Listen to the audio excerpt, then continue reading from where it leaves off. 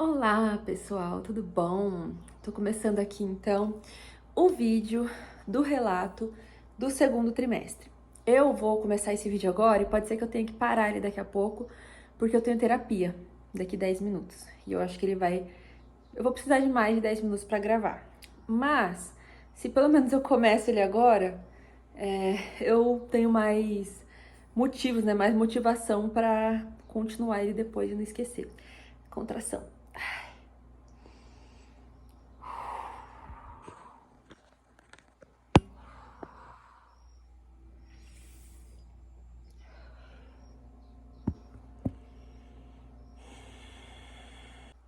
Ai, ai.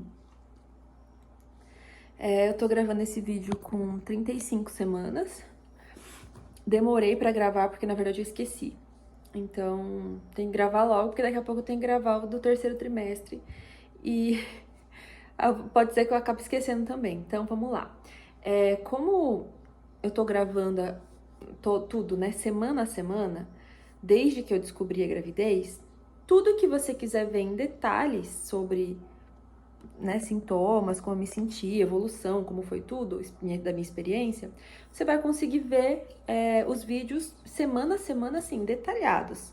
São vídeos que eu realmente desabafo, que eu mostro como eu tô me sentindo. São vídeos longos, muitos deles, então tem muito detalhe, assim. Então, esse vídeo aqui é mais um resumão, até porque eu gosto de fazer isso e eu quero ter esse apanhado geral, porque eu esqueço. E se eu não quiser ter que ver todos os vídeos de novo, eu posso só assistir um resumo assim como vocês, né? Mas eu sei que quando a gente tá grávida, assim, ou tá querendo engravidar, a gente quer ver, consumir o máximo que a gente pode. Tem que parar com essa mania de gravar. Eu sempre gravo antes da terapia, gente. E aí desperta o celular no meio. Desculpa. Então, aí a gente quer ver semana a semana o que se passa, o que a gente pode esperar, se é normal o que a gente tá sentindo. Então, eu acho que nunca é demais vídeos assim, né? Ter o semana a semana e ter esse resumo também. Confesso que eu tive que assistir alguns trechos dos vídeos de novo, dos meus, porque eu esqueci o que aconteceu a cada semana. Então, o segundo trimestre, ele está entre 13 e 26 semanas, que seria quarto, quinto e sexto mês de gravidez, né? Quando você passa para 27 semanas, que você entra no início do sétimo mês, na contagem do sétimo, já tá no terceiro trimestre, tá? Então, vou comentar algumas coisas que eu notei, tá aqui, tá? Por isso que eu vou ficar olhando pro lado, para fazer esse resumo. Então, uma coisa que marcou muito para mim o início do segundo trimestre foi a grande decepção, a decepção profunda de não passar meu enjoo. Isso assim, me pegou muito, porque eu me apeguei à data do início do segundo trimestre, do início da 13ª semana, eu me apeguei a esse número com todas as minhas forças para eu não enlouquecer. Porque eu passava muito mal e era muito difícil psicologicamente imaginar que aquilo ia continuar. Então, quando eu fiz 13 semanas e eu vi que nada mudou, realmente foi assim uma decepção muito grande. Meu psicológico abalou muito porque eu tava esperando alguma mudança e não aconteceu. Então, eu ainda não conseguia comer, assim, eu comia muito mal ainda. Almoçava fruta, bolacha de água e sal. Realmente, gente, foi muito sofrido, então isso ainda perdurou. Mas eu já começava a melhorar, assim. Eu começava a comer um pouco mais, sabe? Eu comia mal, mas um pouco mais do que antes. Começava a testar e descobrir novas coisas. Eu comecei a conseguir entrar na cozinha. Comecei a conseguir fazer algumas coisas pra mim, tipo um pãozinho pra mim.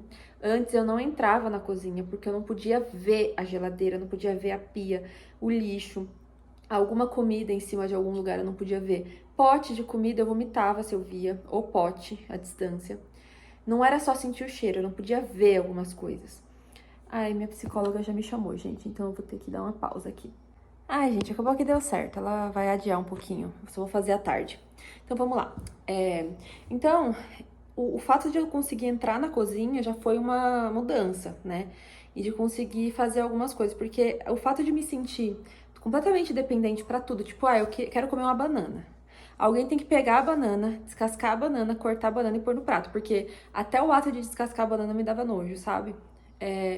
Ah, eu quero uva. A uva tem que tem que levar no quarto pra mim, que eu não saía do quarto, gente, eu não saía da cama. Então, no segundo trimestre, a mudança principal foi essa. Eu consegui começar. Eu não aumentei necessariamente muito as coisas que eu comia, mas eu conseguia preparar, lavar a fruta, ou cortar, ou fazer o pão. é, e eu conseguia levantar da cama pra comer. Então, isso já era uma pequena evolução, mas estava caminhando para algo bom, né? Uma coisa que me tomou assim também foi uma vontade de começar a arrumar a casa, porque eu vi que eu tava ficando um pouquinho melhor, então eu queria aproveitar para arrumar a casa. Coisa que hoje em dia eu já não consigo fazer. Mas eu quero evitar ficar falando de como tá hoje, porque hoje não tem nada a ver, né? Mas enfim. E só que o que acontece? Esse período ainda, eu tava muito fraca, porque eu perdi muito peso de uma vez. A gravidez em si tava tomando muita energia. E eu tava anêmica, né? Tava com anemia nessa fase. Abaixo do peso, sem comer, sem me alimentar direito. Então, tudo isso contribuiu pra... Eu tava muito ofegante. E não ofegante que nem hoje, mas um exemplo, né? Algumas coisas eu vou ter que comparar, gente, não tem jeito. Mas hoje eu fico ofegante porque tá pressionando meu pulmão, né? E porque eu tô já com mais peso. Mas, nessa época, eu tava ofegante porque eu não tinha força. Eu lembro que me dava teto preto, tipo, eu tô sentada e fico em pé. Minha vista escurecia, assim, sabe? Então, era uma fraqueza, uma falta de ar, assim, muito grande. Falar me dava falta de ar, qualquer coisa que eu ia fazer, tipo, eu vou lavar louça. Eu tinha que lavar com 3 pausas. Lavar um pouquinho, sentar, descansar um tempão, porque eu ficava ofegante. Ou então, eu vou do quarto até a sala. Chegava na sala, sentava, ofegante. Eu lembro de me sentir ofegante parada. Tipo aqui, do nada eu. E isso, gente, demorou muito pra passar.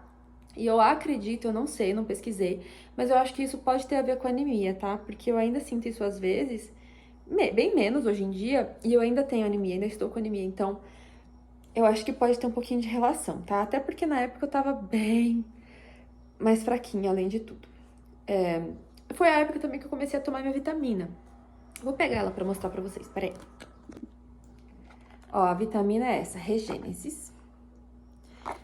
A gente já tá comprando de 90 cápsulas, porque eu vou tomar até depois do parto, né?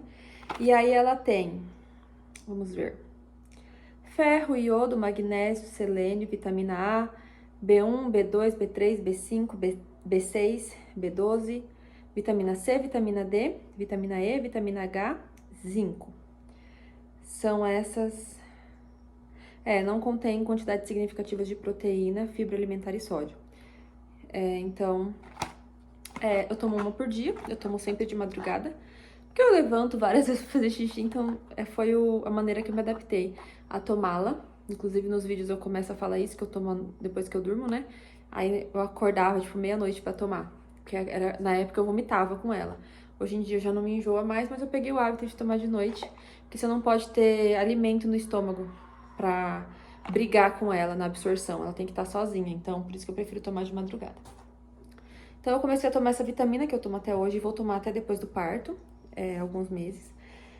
E eu comecei a comer legumes no vapor, que era sem nada, tipo batata, inhame, beterraba, cenoura, legumes assim, né? Tipo, principalmente esses legumes mais pesadinhos assim.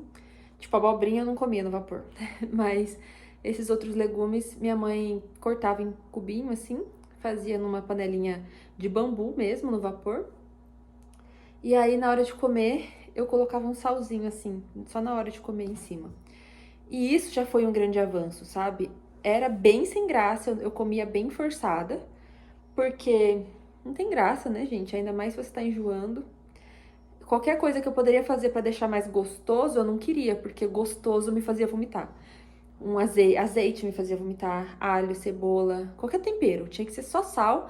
Tinha dia que eu comia sem nada, quando eu tava pior, assim. Mas já foi um grande avanço. Pra quem tava almoçando uva, começar a comer legumes assim, eu acho que isso foi me fortalecendo um pouco mais. Aí, com 16 semanas, aconteceu o que eu esperei que iria acontecer com 13. Em que foi, o 16 eu entrei no 4º mês, né? Não, eu tava finalizando o quarto mês, eu acho. E foi a época que eu dei uma melhorada, sabe? Uma melhorada boa no enjoo, assim, e na disposição. Porque foi quando eu fiz aquele trabalho pra NCI. Tem o vídeo aqui, tá? A NCI era a agência de intercâmbio que eu trabalhava antigamente, que eu comecei a trabalhar lá na Irlanda. E aí eu fiz um trabalho pra eles que era numa feira de estudante, salão do estudante, que era 2 dias para ir nesse salão e informar os estudantes que passassem por lá sobre intercâmbio. E foi punk, porque era o dia inteiro, 2 dias, assim, em pé, falando o tempo todo.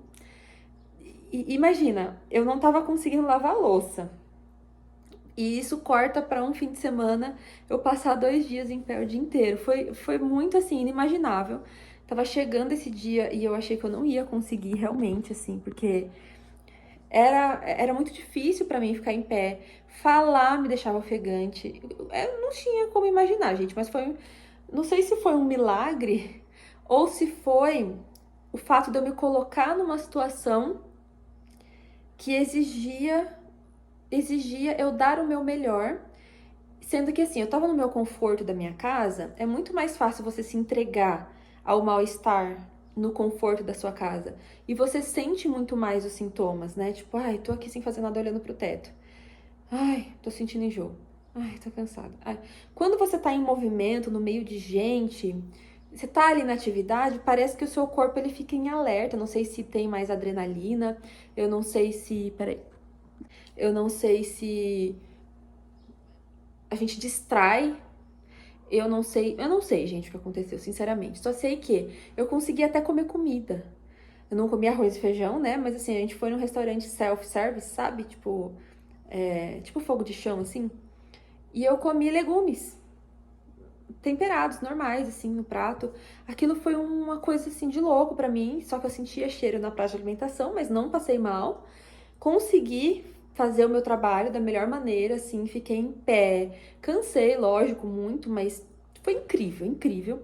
E assim, eu sou muito grata por ter passado por isso, por mais que eu tava com muito medo de chegar esse dia, porque foi depois daí que eu vi que eu era capaz de muita coisa.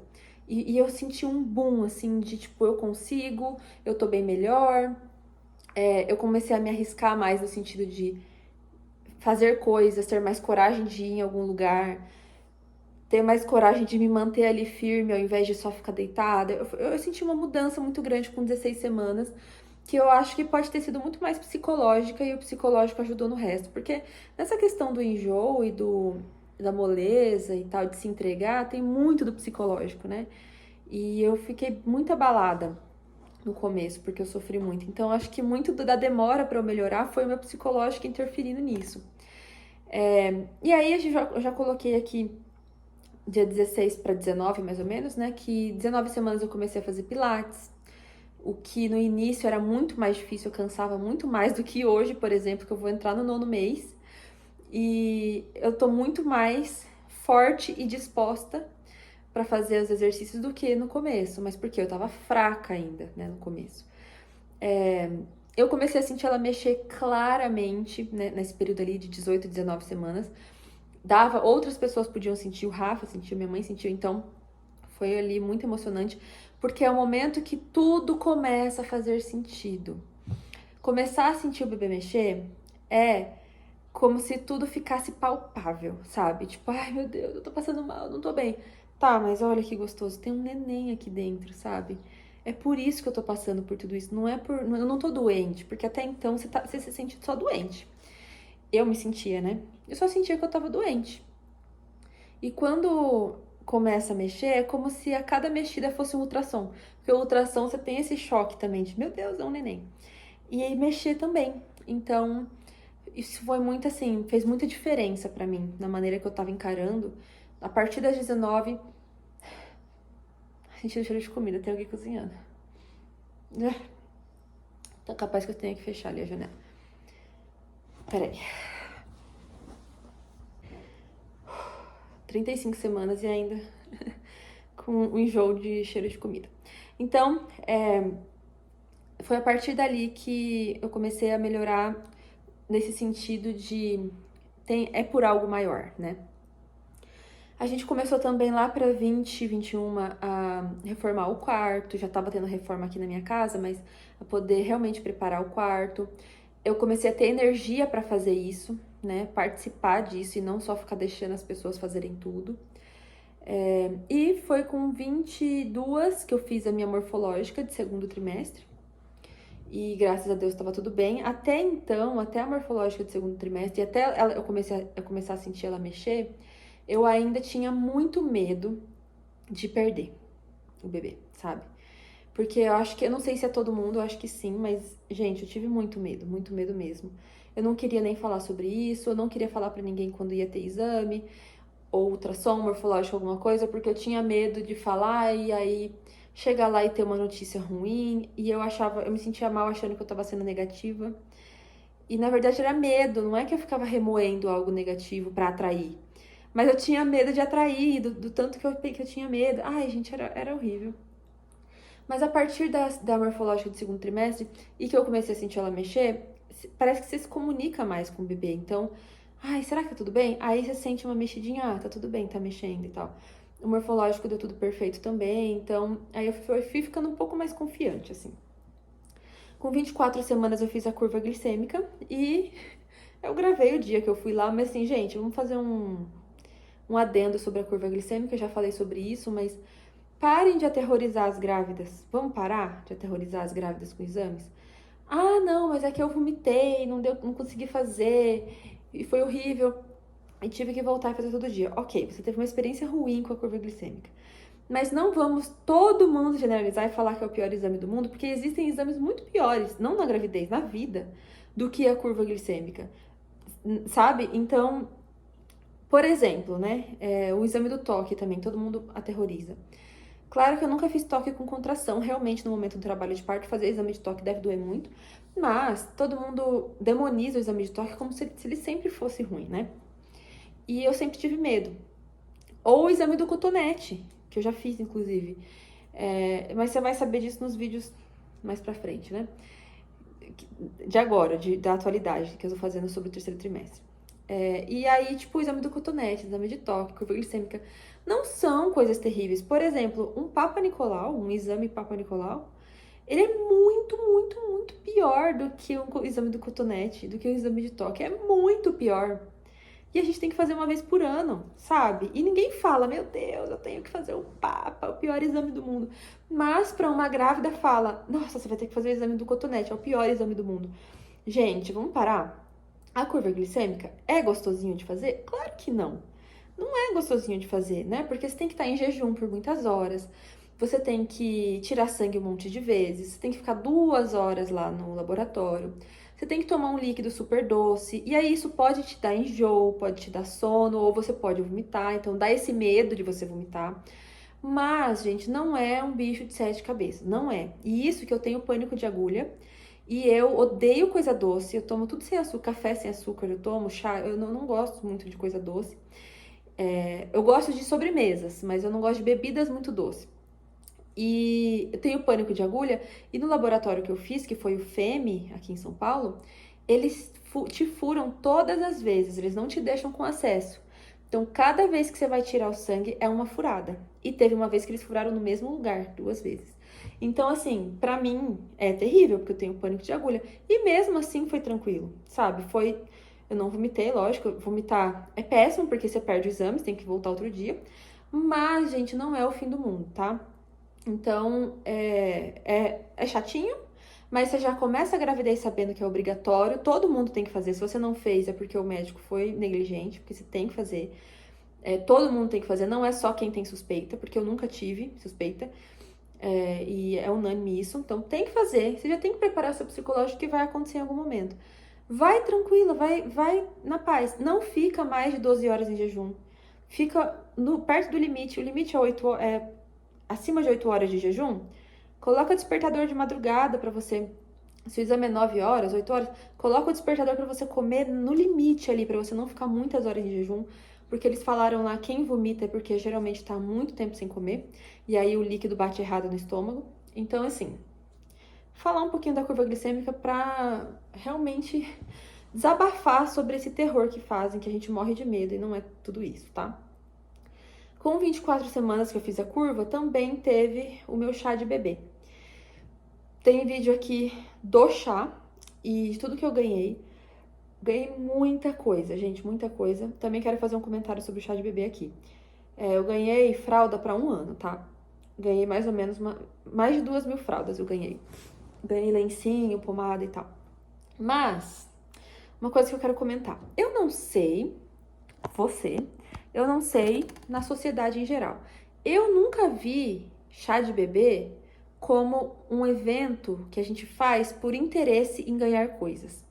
Eu sei que se chama chá de bebê, chá de fralda, porque o objetivo ali é ganhar fraldas. Mas eu nunca encarei como, eu vou fazer um chá de bebê porque eu preciso de fralda. Porque eu não posso comprar fralda. Ou porque eu quero ganhar fralda, ou porque eu quero ganhar presente. Gente, eu nunca consegui pensar desse jeito. E eu achava que não era esse o raciocínio, sabe? Tipo, eu não quero fazer nada, mas vou ter que fazer o chá porque eu preciso de fralda. Eu não sabia que as coisas giravam meio assim. E que as pessoas viam quem faz chá de bebê como uma pessoa interesseira em querer ganhar coisa, né? Algumas pessoas eu sei que veem assim, hoje em dia eu sei disso. Mas, gente, eu vi o chá de bebê, eu via e ainda vejo, pra mim, como um aniversário, como um momento de celebração, de oficialmente contar para todo mundo que você ama e comemorar e se unir uma única vez durante a gestação, que é um período tão especial, e comemorar esse momento, viver e todo mundo que você ama vibrar junto com você e comemorar essa expectativa de um bebê que vai chegar e vai mudar a vida daquelas pessoas, que todo mundo ali tá feliz por você e você quer compartilhar essa felicidade porque a gestação é bem solitária, a gente se isola, a gente para de sair, a gente para de ter tanto contato. Algumas pessoas você nem consegue encontrar e falar sobre como tá sendo essa fase. Então eu vi o chá de bebê como isso, como esse momento. E aí, vendo vídeos no YouTube, eu vi muito um comportamento estranho, falando tipo assim: eu vou ter que fazer chá porque eu preciso de fralda. Ou então, acho ridículo quem faz chá de bebê para ganhar fralda. Ou então, compensou fazer o chá? Quanto que eu ganhei de fralda e quanto que custou o chá? Será que compensou? Gente, eu jamais faria uma conta dessa. Tipo assim, às vezes a gente pode fazer, eu fiz a conta da quantidade de fraldas para contar para vocês, por curiosidade, né? Porque eu fiquei impressionada com a quantidade. Mas eu não fiz pensando, não, eu vou convidar um número de pessoas para ganhar uma quantidade de coisas que depois vai ser o equivalente que eu gastei. Até porque não tem o menor sentido fazer isso. Não tem o menor sentido. Tipo, eu vou gastar com uma festa e esperar que o que eu vou ganhar vai compensar. Gente, não tem o menor sentido, tá? Então, eu nunca fiz o chá pensando nisso e me assustou, foi estranho pra mim ver que existe isso, que rola isso, né? Tem gente que faz por isso e pior, muita gente julga o chá, quem faz chá de bebê, achando que a intenção é essa. Loucura, total, que eu não sabia desse universo. Se você foi no meu chá, fique tranquila, eu fiz o chá porque eu queria reunir as pessoas que eu amava pra comemorar junto comigo e com o Rafa esse momento que a gente tá vivendo e foi, assim, um dos melhores dias da minha vida. Foi. Eu vou dar até vontade de chorar, porque eu lembro muito do meu casamento com muita alegria, porque foi. O casamento teve esse objetivo, né? Comemorar junto com as pessoas que a gente ama o nosso amor. E o chá pra mim foi igual ao nosso casamento. Foi a mesma ideia, sabe? Não teve tanta gente assim, mas, né, teve menos pessoas, mas mesmo assim foi o mesmo sentimento. E eu lembro dos dois com o mesmo carinho. Então, foi por isso que eu fiz. E nossa, é uma alegria muito grande pra mim lembrar desses 2 dias da minha vida, da nossa vida, né, como casal, assim. Então, eu recomendo, se você tem esse mesmo objetivo, né, que eu tenho, fazer o chá, sim, pra reunir as pessoas que você ama, porque é lindo e é uma memória maravilhosa, tá? Ai. Bom, eu coloquei aqui na última semana, né, do segundo trimestre, que foi a 26ª, que eu lavei algumas roupinhas que eu tinha ganhado usadas já. Eu lavei também algumas roupinhas do chá que eu ganhei.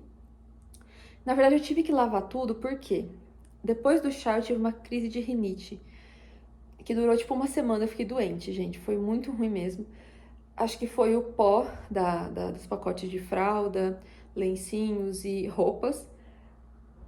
Então eu lavei tudo. E aí eu tive que lavar tudo bem cedo mesmo, e foi bom ter lavado nessa época, porque se eu deixasse pro final da gravidez eu não ia aguentar. Então já lavei tudo e passei nessa época. Nessa época também eu comecei a comer coisas com alho, tipo, eu coloquei aqui macarrão pesto, né, que vai alho, e comecei a... Foi o início de começar a me adaptar com o cheiro do alho e o tempero na comida. Eu não podia sentir o cheiro fazendo, mas eu poderia comer algo temperado com isso. E isso foi uma grande mudança que, na verdade, a gente considera que iniciou no terceiro trimestre. Então, 26 semanas eu comi macarrão pesto, né? Então foi, acho que a primeira vez, assim. Vi que dava, muito cismada, com muito nojo, mas depois foi deslanchando no terceiro trimestre. Então foi o início. Eu sentia muitas dores na lombar, nas costas, no abdômen, muscular aqui no abdômen. Demorou muito pra melhorar essa dor. Falta de ar, pressão, dores na barriga, assim, do crescimento mesmo da barriga, né, das coisas se ajeitando ali. Lombar começou e nunca mais parou de doer, costas e tal. Então, bastante dor, bastante dificuldade de ficar em pé, de ficar sentada nos lugares. Realmente precisava deitar, até hoje, né? Mas essa época já tava complicada, assim, nesse sentido. Então, aí a gente fecha as 26 semanas, que foi o final do segundo trimestre. E aí, o que fica de reflexão, né? Dizem que o segundo trimestre, ele é a melhor fase da gravidez. Ele é a parte que você mais curte, porque é quando você tá se sentindo melhor, mais disposta. Porque o primeiro trimestre você passa mal e o terceiro você já tá muito grande, muito limitada. E aí já tá, né, não aguenta mais e tal. Então o segundo é o melhor. Eu não concordo, tá? Na minha experiência não foi assim. Na minha experiência, o terceiro trimestre tá sendo melhor. Ah, mas você tá reclamando, você tá grande, você tá com dor, você tá com... Tô com vários desconfortos. Mas, gente, o enjoo, e não qualquer enjoo, mas o enjoo que eu tive e que eu ainda tenho um pouco na gravidez, foi a pior experiência de saúde, assim, que eu já senti na minha vida, sabe? Foi a pior coisa. Estar enjoada era pior do que estar com dor, por exemplo. Claro que eu não tive dores terríveis, né? Então eu não posso falar. Tem gente que tem muita cólica, por exemplo, né? Enfim, cada mulher passa de uma maneira, mas na minha experiência, o enjoo foi a pior coisa que me aconteceu na gravidez, assim, pior sensação. Então, enquanto ele ainda estava muito presente, eu não consegui curtir. Quando eu fui melhorando aos poucos, hoje em dia eu consigo comer comida temperada, não como arroz e feijão ainda, não posso sentir cheiro de comida, mas eu tô bem melhor do que no primeiro e no segundo trimestre nessa questão. Não consigo fazer muita coisa em casa porque eu não aguento mesmo, né? Pegar peso, fazer trabalhos assim em casa, eu canso muito, não consigo ficar agachando e tal. Mas, né, eu me sinto bem melhor, psicologicamente, principalmente. Psicologicamente, o terceiro trimestre tá sendo melhor. Tá mais perto, eu tô curtindo, parece que tá passando mais rápido. Eu tô conseguindo ficar feliz, sabe? Tem dias que eu tô feliz. Por mais que eu não tenha nenhum dia que eu tô 100% bem, sempre tem algum momento que eu passo mal, que eu não tô legal, mas tá muito melhor do que os dois primeiros. Então, o segundo trimestre pra mim não foi esse mar de rosas que é pra maioria. Eu realmente não diria que a gestação é algo gostoso pra mim. Tem gente que fala, eu amo estar grávida. Eu sinto falta da gravidez e tal. Minha médica até falou, você não se adaptou muito bem à gravidez, né? Não me adaptei. Isso é até uma ofensa pra mim, né? Porque não é questão de não ter tentado me adaptar, é que eu sofri muito na minha gravidez, fisicamente, e só eu sei o que eu passei, então não dá pra minha médica julgar, outras grávidas julgarem, outras mães julgarem, e as pessoas o que elas mais gostam de fazer é julgar, né? A nossa dor, o nosso cansaço, o nosso enjoo, a maneira que a gente tá encarando alguma coisa. Até as nossas reclamações as pessoas gostam de julgar. E isso não é justo, porque só quem tá passando sabe a pressão que é psicológica, né? Como é difícil tá o tempo todo assim. Cada um tem o seu próprio caminho, né? E é isso, gente. Esse foi o diário do segundo trimestre. Lembrando, mais uma vez, se você quiser assistir tudo isso que eu falei detalhadamente, tá aqui no canal, das 3 às 26 semanas, A partir da 27ª entrei no terceiro trimestre e vamos ver aí quando que eu vou conseguir gravar o vídeo do terceiro, porque teoricamente ele só acaba quando ela nasce, e depois que ela nascer, não sei se eu vou ter tempo, né? Mas é isso. Espero que vocês tenham gostado. Comentem aqui embaixo o que vocês acharam. Um grande beijo e até o próximo vídeo.